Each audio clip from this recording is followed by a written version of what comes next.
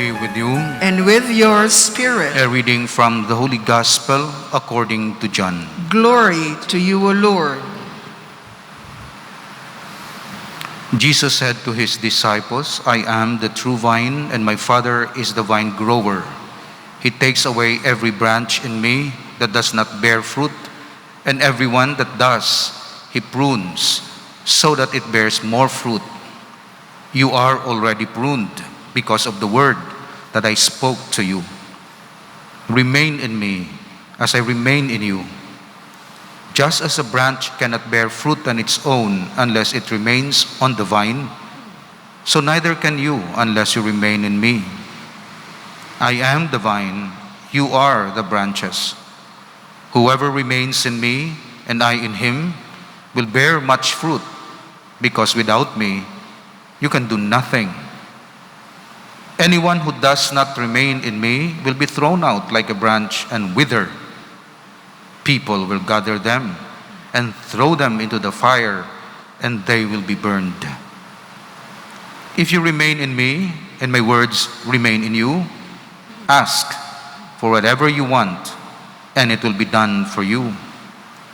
But by this is my Father glorified, that you bear much fruit and become my disciples.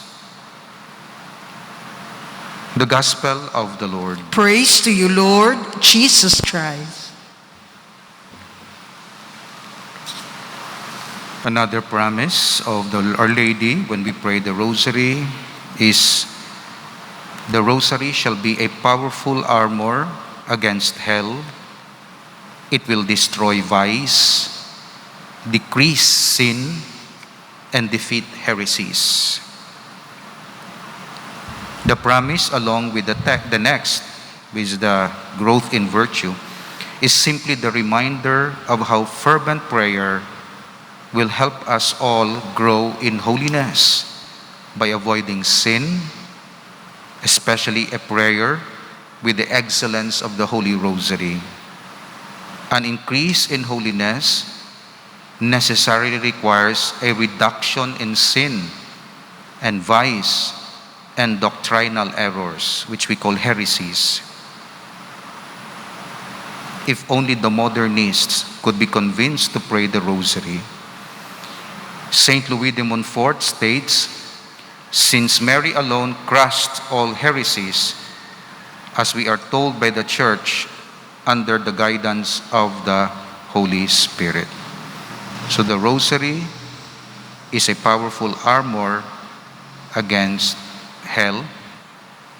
It will destroy vice, decrease sin, and defeat heresies. Kinanglantan ni. Kinanglan ko ni. Kaya ti damo man akon sala. Kinanglan ni sang kalibutan. Kay damo sala sa kalibutan. Kinanglan sang inyo bana, sang inyo bata, sang inyo neighbor, ang grace of the Holy Rosary. Kaya ang Rosary destroys vice, decreases sin, and defeats heresies. We continue to meditate on the indestructibility of the Church. Kag-ari sa lista ni Spirago, may duha ka characteristics ang simbahan as the mystical body of Christ. The quality of the Church. Hindi gali characteristics, marks, lain man yang marks. The quality of the Church. Indestructible and infallible. The Catholic Church is indestructible. That is, it will remain till the end of the world. For Christ said. So ano ang reason nga indestructible ang Church? Tungod sang power sang Pope, tungod sang abilidad sang mga Katoliko, tungod wise sila, tungod alam sila, no. Tungod sang words and promises of Christ. In Matthew chapter 26 verse 18, Christ said, the gates of hell shall not prevail against it. So nabutang diri, when the Church is in the greatest need, Christ ever comes to help either by miracles or by raising up saintly men. Teka nami sini, kung kinanglano na gid sang simbahan, ang dako gid nga grasya tungod sang internal and external threats. External threats, persecution, paghingabot. Internal threats, corruption, immorality, bad example sang mga tao sa sulod, ilabi na gid mga pari. So, duha kuno ang aksyon ni Christ.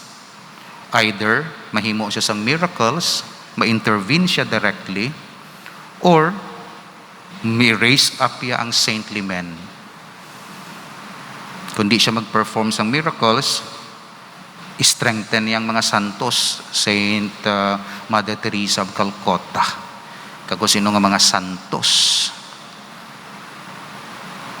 Di sa aton panahon tani may santos na naman. Gina-strengthen sang Dios ang pila ka bilog nga member sang Catholic Church. Mga santos. Amo na siya mag-protect sa church, mag-strengthen sa church, maghimo sa church nga indestructible. Either direct intervention tungod sang miracles, supernatural intervention, or hindi siya maghimo miracles, pero pasantuson niya pila ka member, or allow yang martyrdom sa church. The appearance of the cross in the heavens, for instance, seen by Constantine and his army, brought the Christian persecution to an end. The church, says Saint Jerome, is like Peter's bark. When the storm is at its height, the Lord wakes from his sleep and commands peace.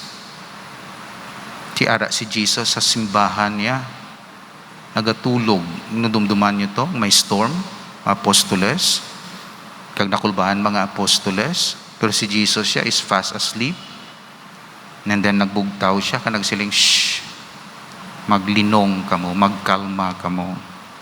Isa lang niya ka word, nag-obey ang nature. Ato niya words budlay, wala ga-obey ang nature. That's why ibutang ta ang words naton sa Dios, parang Dios shh, wala linog. Di maglupok ang bulkan pagidait.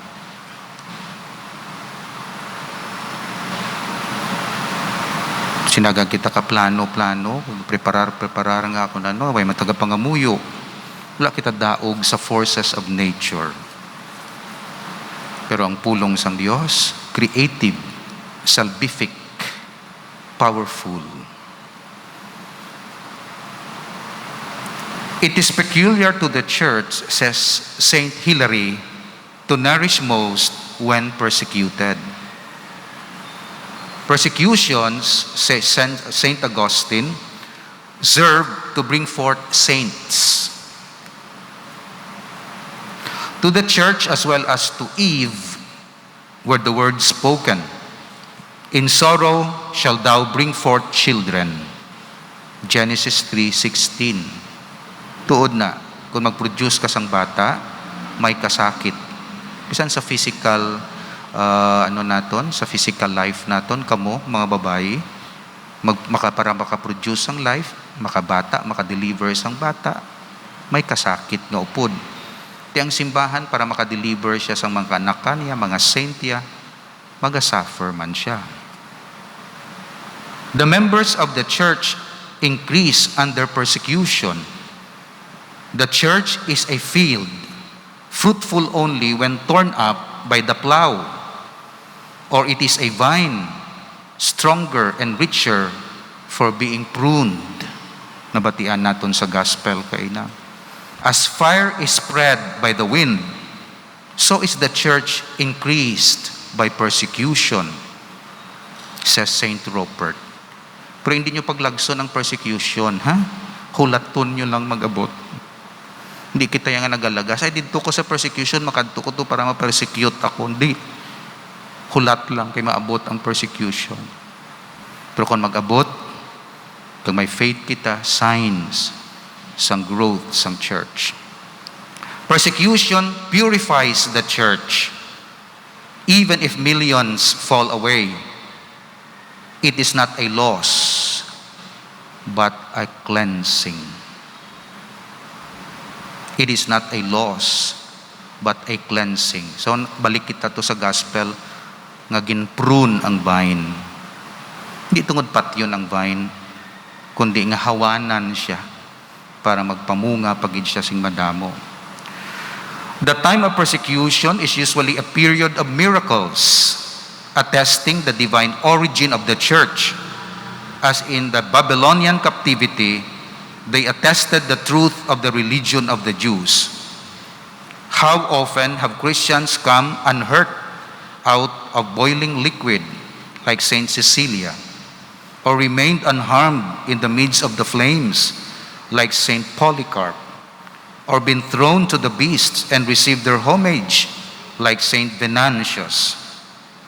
Facts like these force the enemies of the church to exclaim, "Mighty indeed is the God of the Christians." The church comes triumphant out of every persecution. Easter always follows Good Friday.